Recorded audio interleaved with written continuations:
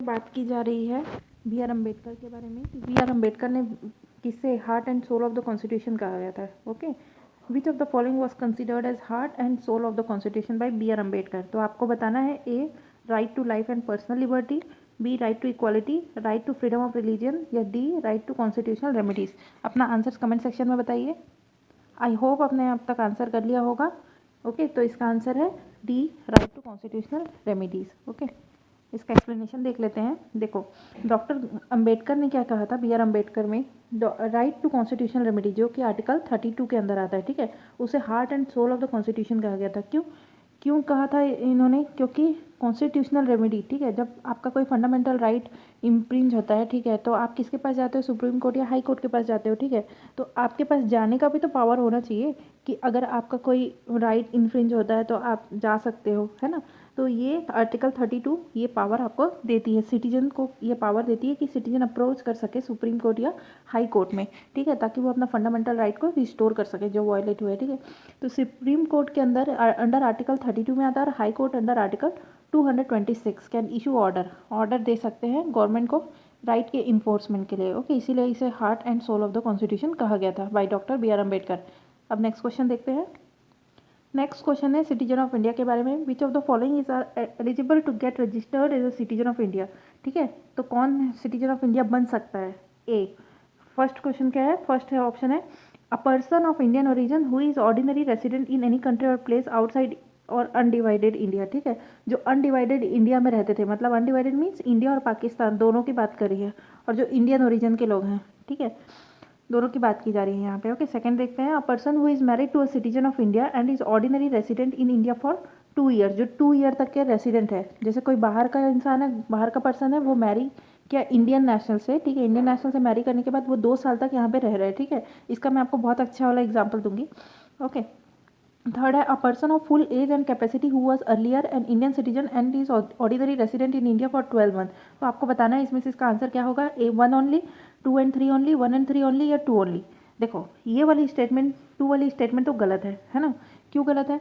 क्योंकि देखो इस पर अभी बहुत ज़्यादा बवाल भी हुआ था। ओके, जैसे कि कोई पर्सन, ठीक है, वो इंडियन नेशनल से मैरी कर रहा है, फॉर एग्जांपल सोनिया गांधी, है ना, इन पे बहुत सारे क्वेश्चन उठाए गए थे। इन्होंने जब मैरी किया राजीव गांधी से, जब ये मैरिज होके आई यहाँ पे इंडिया में, तो वो 2 साल दिया स्टेटमेंट में, ठीक है, पर ये एक्चुअल में कितना होना चाहिए? 7 ईयर होना चाहिए, ठीक है। 7 ईयर जब यहाँ पे इंडिया में रहते हैं उसके बाद ही उन्हें सिटीजनशिप, वो सिटीजनशिप के लिए रजिस्टर कर सकते हैं, ठीक है। तो उन्होंने 15 ईयर तक अपने आप को रजिस्टर नहीं किया था।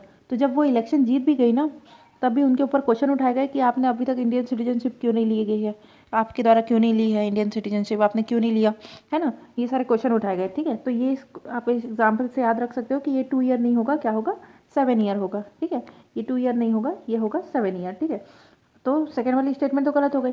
अब जो कि इंडियन रेसिडेंट है on full age and capacity and जो अर्लियर इंडियन सिटीजन रह सकता था और जो 12 मंथ तक इंडिया में ऑर्डिनरी रेसिडेंट है, तो ये हो सकता है। तो इसका आंसर क्या हो गया? 1 एंड 3 ओनली, मतलब सी। ओके, तो under Indian citizenship act of 1955 the central government में और एन एप्लीकेशन रजिस्टर, देखो ये किसके अंदर है? सिटीजनशिप एक्ट ऑफ 1955 के अंदर, ठीक है, जो कि ऑर्डिनरी रेसिडेंट है कंट्री में फॉर 7 ईयर, कब तक के लिए? 7 ईयर तक के लिए है, या फिर 12 मंथ तक के लिए, ठीक है, जो 12 मंथ तक के लिए ऑर्डिनरी रेसिडेंट है। और इंडियन कार्ड होल्डर भी हो सकते हैं जो कि 5 ईयर तक हो सकते हैं, ऑर्डिनरी रेसिडेंट 12 मंथ तक के लिए, ठीक है, उनको इंडियन सिटीजनशिप के लिए वो रजिस्टर कर सकते हैं। अब नेक्स्ट क्वेश्चन देखते हैं। Which of the following is not correct with reference to the right guaranteed under the right to freedom of religion. तो फ्रीडम ऑफ रिलीजन के हिसाब से कौन सा नॉट करेक्ट है? क्वेश्चन को आप अच्छे से पढ़ा कीजिए कि करेक्ट है या इनकरेक्ट पूछा गया है ना, वरना आपको आते हुए भी आंसर आपका गलत हो जाएगा। ओके, तो ए में बोला गया है it includes right not to follow any religion, मतलब आप किसी रिलीजन को फॉलो ना करें, वो भी इसमें आता है। It is subject to limitation in order to protect public order, morality and health. It also include persuading people to convert from one religion to other, people को परसुएड कर सकते हैं। It provides absolute protection from government interference in religious matter. तो कौन सा correct नहीं है ये आपको बताना है। ओके, तो आप इसे अटेम्प्ट कर लिए होंगे अभी तक, तो इसका आंसर है डी। देखो right to freedom of religion article 25 और 26 के बारे में आपने पढ़ा होगा, है ना। तो इसमें फ्रीडम ऑफ रिलीजन गारंटीड है। देखो इसमें क्या होता है कि आप किसी रिलीजन को फॉलो करें या फिर ना करें, दोनों ही इसमें चीज़ गारंटीड की हुई है, ठीक है। फ्रीडम ऑफ रिलीजन में मतलब आपके पास किसी भी रिलीजन को फॉलो करो या फिर किसी भी रिलीजन को फॉलो नहीं करो, तो उसमें कुछ लिमिटेशंस भी हैं, एकदम एब्सोल्यूट नहीं है। फंडामेंटल राइट तो कोई भी फंडामेंटल राइट एकदम ज़्यादा एब्सोल्यूट नहीं है। तो क्या लिमिटेशन है इसमें? Public order, morality and health. और इसमें क्या परसुएडिंग पीपल टू कन्वर्ट, ठीक है। देखो ये स्टेटमेंट बहुत लोगों को लगेगा कि ये स्टेटमेंट गलत होनी चाहिए, बट ये गलत नहीं है, क्योंकि इसमें दिया परसुएडिंग पीपल, ठीक है। पीपल को परसुएट करना, ना कि उनको एक्चुअली में कन्वर्ट करना, ठीक है। It provides for absolute protection, तो एब्सोल्यूट प्रोटेक्शन नहीं प्रोवाइड करता, इसमें कुछ लिमिटेशंस है, ये देख लेते हैं। देखो इसमें क्या आर्टिकल 25 और 26 के बारे में बताया मैंने, मे चूज और मे नॉट चूज, और उसकी कुछ लिमिटेशन है, public order, morality and health. और गवर्नमेंट क्या है, इंटरफेयर कर सकती है, ठीक है। और उसकी जैसे कौन कौन से कंडीशन में, जैसे कि to for rooting out certain social evil को हटाने के लिए, like sati, bigamy, human sacrifice, ये सब को हटाने के लिए गवर्नमेंट इंटरफेयर कर सकती है। ये वाली राइट जो है वो एब्सोल्यूट नहीं है, ठीक है। बट द कॉन्स्टिट्यूशन, देखो अब ये third statement, the constitution does not allow forcible conversion इसमें नहीं हो सकता। हाँ किसी को परसुएट कर सकते हैं अगर वो अपने विल से कन्वर्ट होना चाहे, है ना, but the constitution does not allow forcible conversion. अब नेक्स्ट क्वेश्चन देखते हैं। नेक्स्ट क्वेश्चन है जवाहरलाल नेहरू के बारे में कि ये किस किस कमेटी से रिलेटेड थे, ठीक है। तो Jawaharlal Nehru was the chairman of which of the following committees of the constituent assembly? Union power committee, state committee, union constitution committee और रूल्स ऑफ प्रोसीजर कमेटी। तो आपको बताना है इसका आंसर क्या होगा, 1, 2 and 3 only, 3 and 4 only, 2, 3 and 4 only, या 1, 2 and 4 only. तो इसका आंसर है, देखो इसमें क्या नहीं था, ये जो रूल्स ऑफ प्रोसीजर कमेटी ये उनके अंदर नहीं आती थी, बाकी ये तीनों जवाहरलाल नेहरू से रिलेटेड थी, जिसे हेड, ये तीनों कमेटी के हेड कौन थे, जवाहरलाल नेहरू। तो इसका आंसर हो गया 1, 2 एंड 3। ओके देख लेते हैं इसका एक्सप्लेनेशन, ठीक है। देखो 8 मेजर कमिटीज थी, जिनमें से जवाहरलाल नेहरू के पास क्या थी, यूनियन पावर कमेटी थी, यूनियन कॉन्स्टिट्यूशन कमेटी थी, ठीक है। सरदार वल्लभ भाई पटेल के पास प्रोविंशियल कॉन्स्टिट्यूशनल कमेटी थी। देखो स्टेट कमेटी थी ना, वो भी जवाहरलाल नेहरू के पास थी, ठीक है। अब मतलब कोई स्टेट देखकर लगेगा कि ये वल्लभ भाई पटेल के पास होना चाहिए, सरदार वल्लभ भाई पटेल के पास, है ना, लेकिन ये क्या थी, जवाहरलाल नेहरू के पास थी। लेकिन जो स्टेट की कॉन्स्टिट्यूशनल कमेटी थी, प्रोविंशियल कॉन्स्टिट्यूशन कमेटी, वो थी सरदार वल्लभ भाई पटेल के पास, ठीक है। ड्राफ्टिंग कमेटी किसके पास थी, बी आर अम्बेडकर के पास। और यहाँ पे देख लो rules of procedure committee and steering committee, कौन सी कमेटी, स्टीयरिंग कमेटी, ये दोनों किसके पास थी, राजेंद्र प्रसाद के पास थी, ठीक है। तो ये आप याद रख सकते हैं, इसमें से क्वेश्चन तो किसी न किसी एग्जाम में जरूर आते हैं ऐसे क्वेश्चन, ठीक है, 1 वर्ड में आंसर करने वाले। नेक्स्ट क्वेश्चन देखते हैं, which of the following statement in the context of central vigilance commission mean CVC is correct. Okay इस करेक्ट पूछा है यहाँ पे, इनकरेक्ट नहीं पूछा है। ओके फर्स्ट स्टेटमेंट है, it was establish through an act of parliament in the year 2005 में ये एस्टैब्लिश हुआ। It consist of central vigilance commissioner एक और not more than 2 vigilance commission, ठीक है, 2 से ज़्यादा नहीं होते इसमें, एक सेंट्रल विजिलेंस कमीशन होता है और यहाँ पे 2 से ज़्यादा नहीं होते। Central vigilance commissioner can be removed in a manner similar to that of Supreme Court judge, ये एक स्टेटमेंट है। CVC has to present a report on its performance annually to the central government. तो इसमें से कौन सा correct है ये बताइए। आई होप आपने अब तक अटेम्प्ट कर लिया होगा। तो इस क्वेश्चन का आंसर है बी। देखो क्योंकि it was establish through an act of parliament in the year of 2005 बोला है, तो ये क्या ये 2005 में हुआ था, ये 2002 के एक्ट के बेसिस पे हुआ था, ठीक है। तो पहले जब CVC बनाया गया था तो ये एग्जीक्यूटिव रिजोल्यूशन के बेसिस पे बनाया गया था, है ना, बाद में इसे स्टैट्यूटरी स्टेटस दे दिया गया। इसमें एक सेंट्रल विजिलेंस कमीशन होता है, नॉट मोर देन 2 से ज़्यादा नहीं होते, 2 से कम होते हैं, ओके, विजिलेंस कमिश्नर, ठीक है। CVC can be only be remove, अब यहाँ पे ओनली लिख दिया, ये इसलिए गलत है, ठीक है। जहाँ पे भी ओनली लग जाता है ना, उस स्टेटमेंट को थोड़ा ध्यान से पढ़ा करिएगा आप लोग, ठीक है। तो यहाँ पे सुप्रीम कोर्ट की जज की तरह रिमूव तो होता ही है, साथ में एक और कंडीशन भी होती है कि सुप्रीम कोर्ट को इंक्वायरी करना पड़ता है यहाँ पे, ठीक है, जो कंडीशन जज सुप्रीम कोर्ट जज में नहीं होती रिमूव करने के लिए, ठीक है। CVC has to present a report to its performance to central government. तो देखो सेंट्रल गवर्नमेंट में कोई भी सिर्फ एक NHRC है, ठीक है, नेशनल ह्यूमन राइट कमीशन। जब ह्यूमन राइट कमीशन, ये स्टेट ह्यूमन राइट कमीशन, इसका वायलेशन होता है तो स्टेट गवर्नमेंट को रिपोर्ट सबमिट करती है, और यहाँ पे NHRC का ये वायलेशन होता है तब ये नेशनल गवर्नमेंट या फिर सेंट्रल गवर्नमेंट को रिपोर्ट सबमिट करती है, ठीक है। बाकी कोई भी रिपोर्ट जो रहता है वो सेंट्रल गवर्नमेंट को सबमिट नहीं करती, या तो प्रेसिडेंट को सबमिट करती होगी या पार्लियामेंट को सबमिट करती होगी, है ना। तो यहाँ पे ये स्टेटमेंट गलत है, क्योंकि ये जो रिपोर्ट है ये किसे सबमिट किया जाता है, ये प्रेसिडेंट को ये रिपोर्ट सबमिट किया जाता है।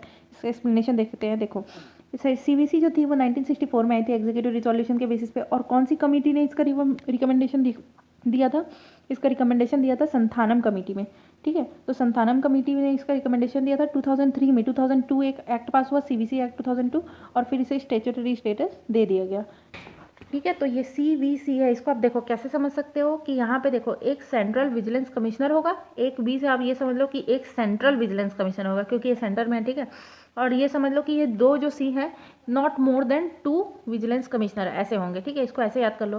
और क्योंकि ये 3 वर्ड का है तो यहाँ पे आप ऐसे सोच सकते हो कि 3 मेंबर की कमेटी से मिलकर क्या करती होगी, रिकमेंड करती होगी, इसे अपॉइंट करती होगी, 3 मेंबर की कमेटी इसके लिए रिकमेंड करती है, ठीक है। तो कौन कौन होती है, क्योंकि ये विजिलेंस रिलेटेड है, देखो तो एक होम अफेयर हो, union minister of home affairs होंगे होम मिनिस्ट्री के, ठीक है, एक प्राइम मिनिस्टर होता है, और एक कौन होता है, opposition party, Lok Sabha opposition party, ठीक है।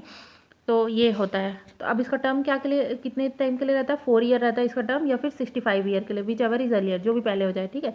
तो ये थोड़ा यूनिक है कि ये 4 ईयर, अदरवाइज 65 और 6 होता है सब में। यूपीएससी का आपने पढ़ा होगा, है ना, यूपीएससी का या फिर स्टेट पीएससी का आपने पढ़ा होगा, ये सब में 65 या 6, या फिर supreme court, high court, supreme court का, सॉरी हाई कोर्ट का तो 62 रहता है, ठीक है। तो ये 4 रहता है यहाँ पे, ये 4 ईयर या फिर 65 year, which ever is earlier, यहाँ पे थोड़ा अलग होता है। प्रेसिडेंट रिमूव कर सकता है इन द सेम मैनर, ठीक है, बट यहाँ पे मैटर को क्या करना पड़ता है, सुप्रीम कोर्ट में रेफर करना पड़ता है फॉर एन इंक्वायरी, ठीक है। तो इसलिए इसका ऑप्शन हो गया बी। नेक्स्ट क्वेश्चन देखते हैं।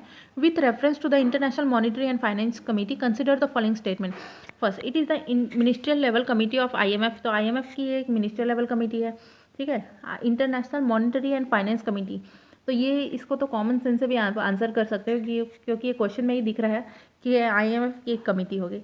India is yet to become a member of this committee. इस क्वेश्चन का आंसर दीजिए, फिर मैं आपको बताती हूँ। Okay, 1 only, 2 only, both 1 and 2, या नाइदर 1 and 2। तो इस क्वेश्चन का आंसर होगा 1 ओनली, क्योंकि जब इंडिया आईएमएफ का मेंबर है तो क्या इस कमेटी का मेंबर नहीं होगा। आप कॉमन सेंस से भी इसका आंसर दे सकते थे, ठीक है।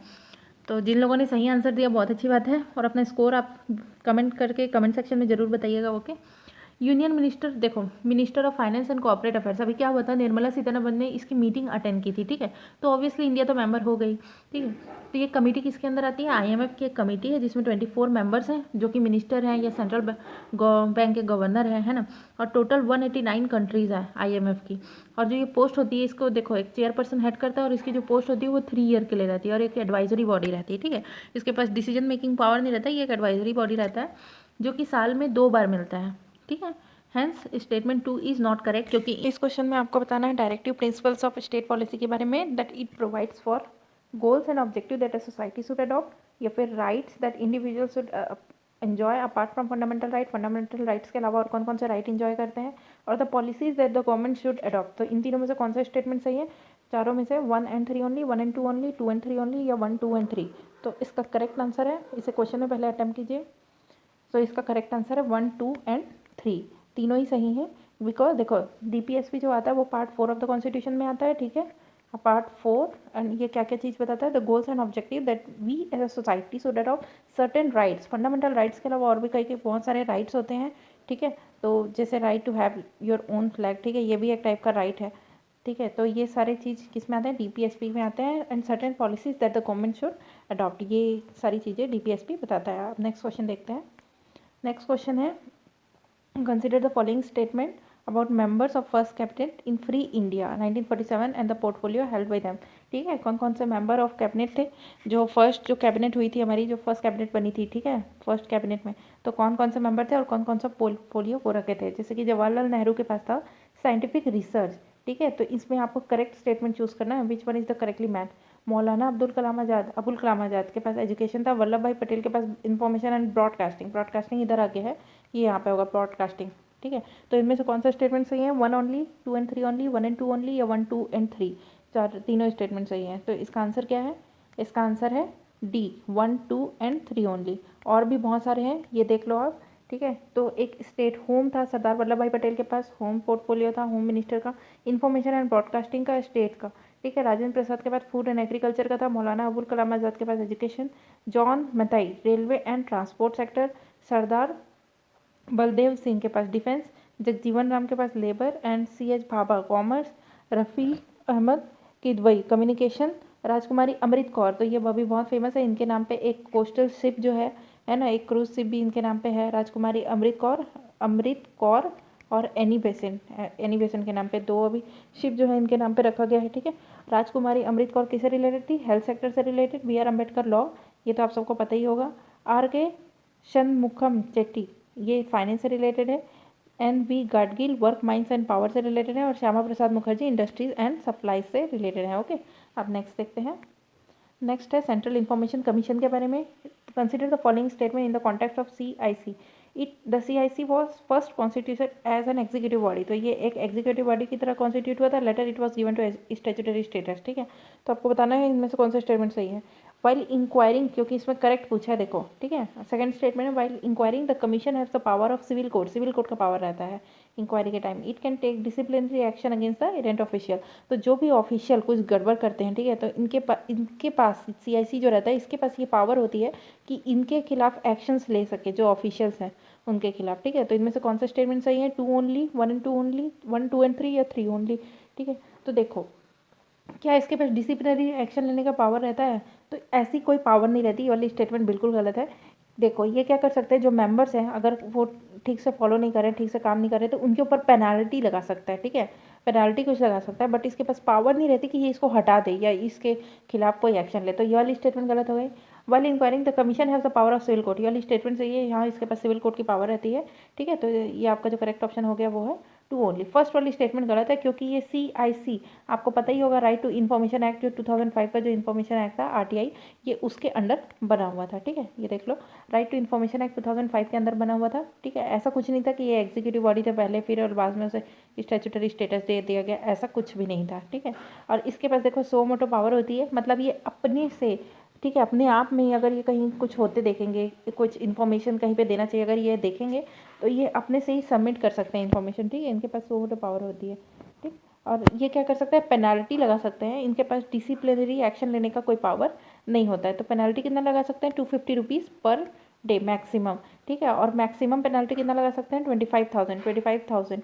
तो ये याद रखना आप, 250 से 25,000 ये मैक्सिमम पेनाल्टी लगा सकते हैं। और ये रिकमेंड कर सकते हैं कि डिसिप्लिनरी एक्शन लेना चाहिए, ठीक है। Can not initiate by itself, खुद से डिसिप्लिनरी एक्शन नहीं ले सकते।